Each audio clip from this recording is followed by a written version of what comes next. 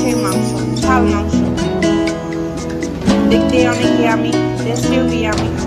সঙ্গে আছে ভর্তা, বেগুন ভর্তা, মরিচ ভর্তা, পেঁয়াজ ভর্তা, আর সাথে ভাতও আছে, আর গরুর কালা ভুনা।